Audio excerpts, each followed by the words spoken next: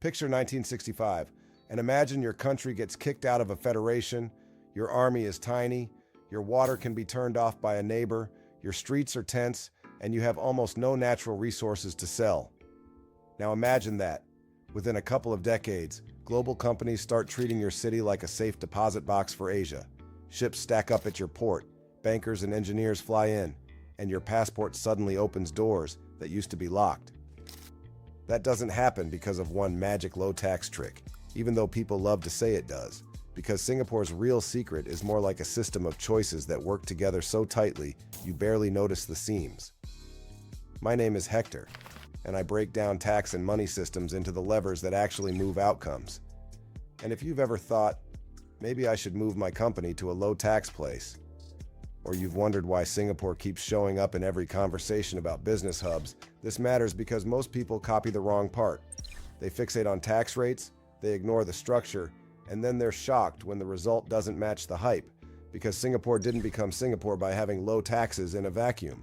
It became Singapore by building a deal that made global capital feel safe, made talent feel welcome, and made companies feel like the rules would still be the rules 10 years from now. Stay until the end, because I'm going to show you the real blueprint behind the headlines, and then I'll give you a simple way to apply the same logic to your own business decisions, even if you never set foot on that island. The first thing to understand is that Singapore's tax secret is not that it doesn't tax, because it taxes plenty, and it taxes in a very intentional way. The secret is that it taxes like a country that knows it has one unbeatable asset, which is trust, and it needs to rent that trust to the world at scale. When you're a tiny place surrounded by bigger players, you can't win by brute force. So you win by being the place where contracts are enforced, bureaucracy is predictable, and the government behaves like a long-term operator instead of a short-term gambler. That's why the story starts with governance before it starts with tax. If you're a founder in New York or a freelancer in Berlin, you intuitively understand this because you already pay more for certainty in your own life. You pay more to live in the neighborhood where you're not worried about the locks. And you pay more to buy the brand that doesn't randomly fail. And Singapore turned that same idea into national strategy, which meant it made itself expensive in one sense, like strict rules and high standards, while making itself cheap in the ways global business cares about, like friction, corruption, and unpredictability. Now, the second piece is the part people mean when they say tax secret, and it's about how the system invites international business without turning the country into a tax Wild West. Singapore's approach has generally been to tax income in a way that's friendly to earning and reinvesting, while being very serious about compliance, clarity, and administrative speed. That combination matters because a low tax rate without clean enforcement often turns into reputational risk, and reputational risk is the one thing global banks, public companies, and serious investors hate more than paying taxes. So instead of selling pay nothing, Singapore has sold pay something, but know exactly what you owe and why. And that's a much more durable product. If you're a multinational deciding where to park an Asia-Pacific headquarters, you're not just chasing a rate, because you're chasing a predictable base where you can sign talent, manage cash flow, and operate across borders without waking up to surprise rule changes that wreck your plan. The third piece is the one that looks like an economics lecture until you feel it in real life, which is that Singapore built an export engine when it didn't have a domestic market to rely on. A big country can grow by selling to itself because its internal demand can power huge industries, while a small island has to plug into the global bloodstream from day one.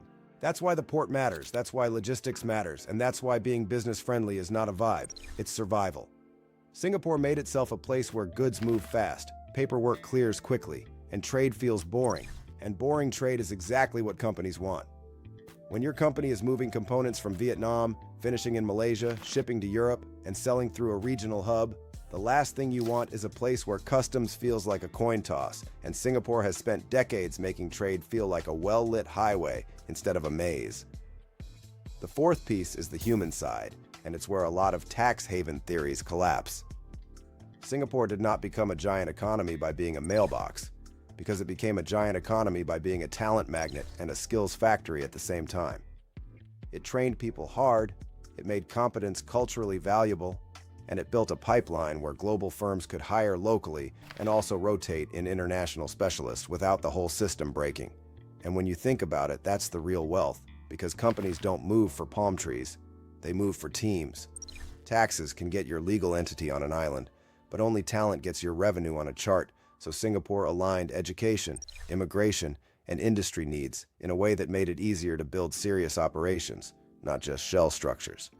That's why you see clusters, like finance, advanced manufacturing, tech, shipping, and biotech, because a strong hub becomes stronger when the next company arrives and finds everything it needs already there. The fifth piece is the subtle one, and it's the one most countries struggle to copy because it requires discipline. Singapore has tried to keep the rules stable and the incentives targeted, which means it often uses specific programs to attract specific kinds of activity rather than randomly handing out benefits that create loopholes with no payoff. In other words, it has treated tax incentives like investment deals, where the country expects jobs, skills transfer, and real economic substance in exchange for favorable treatment. That's why, when people say Singapore is low tax, the more accurate translation is Singapore is optimized, because it's not just lowering a number. It's engineering a system where the government collects revenue in ways that support long-term competitiveness, while deliberately reducing the friction that scares away global business. If you're watching from the US, the closest comparison is the difference between a city that attracts companies by throwing cash at them and a city that attracts companies by having great infrastructure, good schools, efficient permitting, and clear rules, because one of those is a one-time bribe and the other is an ecosystem. Now, is it perfect? And should you personally pack your bags and run your business from Singapore tomorrow? Not necessarily, because Singapore's model also comes with trade-offs that people rarely mention when they're romanticizing it. The cost of living can be intense, space is limited, rules are strict, and if you're not actually building a business with real Asian market needs, the move can become a lifestyle experiment instead of a strategy. So here's the practical takeaway, and it's the part you can apply without moving anywhere. Stop asking, where are taxes lowest? And start asking, where does my business get the best deal on certainty? Certainty means your contracts hold up, your banking is stable, your compliance is understandable, your talent pipeline is strong, and the government isn't changing the game mid-play. Because in the real world, the cheapest tax rate is meaningless if you lose customers, waste months on bureaucracy, or scare investors with uncertainty. If you're enjoying this kind of breakdown, subscribe, because the whole point of this series is helping you see the hidden systems that shape your money before they shape it for you. And if you want to run the Singapore test on your own situation, here's how to do it in a way that feels concrete. Take your business and list the 3 things that create your income, like clients, platform distribution, a product supply chain, or a regulated license. Then ask where those 3 things are easiest to protect and scale, because the best tax regime for your startup is the one that supports the engine you already have, not the one that looks clever in a vacuum. If you're a freelancer who sells services to US clients, moving to a faraway hub might not change your economics much, while changing your life dramatically. If you're building a cross-border marketplace, a logistics-heavy e-commerce brand, or a regional HQ strategy for Asia-Pacific, then Singapore can make sense because it's solving a real operational problem, and taxes become a bonus rather than the entire plan. Now let's land this with one final truth that sounds obvious, but it's the difference between smart planning and expensive theater. Singapore didn't get rich by avoiding tax, because it got rich by making itself useful to global trade, global capital, and global talent, and then taxing that usefulness in a way that didn't destroy it. That is the secret, and it's why so many countries try to copy the marketing while missing the machinery. If you want, I've got a 1-page Singapore blueprint worksheet that helps you map your business to the 4 levers Singapore mastered, which are certainty, trade friction, talent density, and targeted incentives, so you can decide whether you should stay where you are and optimize, expand into a new market, or restructure intelligently without chasing a fantasy. Use it once, and you'll stop obsessing over the headline tax number, because you'll be building your plan around the thing that actually made Singapore powerful in the first place, which is a system where business can move fast without feeling unsafe, and if you can build that same feeling into your own choices, you'll keep more money, waste less time, and make your next move like someone who's playing the long game, starting with the decision you make right after this video, when you stop asking where taxes are lowest, and you start asking where your business can compound the fastest without waking up to surprises that erase everything you built.